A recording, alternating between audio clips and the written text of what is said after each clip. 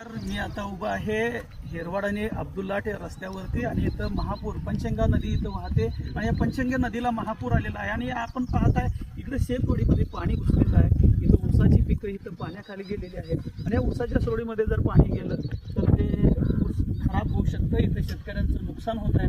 त्याचबरोबर आपण या बाजूला जर बघितला तर संपूर्ण शेतीवडीमध्ये पाणी शिरलेलं आहे.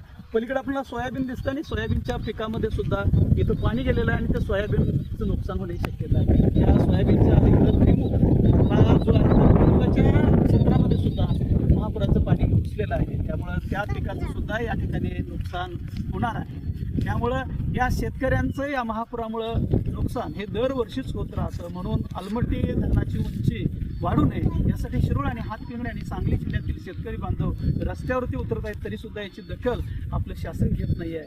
तरी या अलमट्टी धरणाचा सोक्षमोक्षी कायमपणे लावून येथे येणाऱ्या महापुराला तर रोखता येणं ही काळाची गरज बनते. धन्यवाद.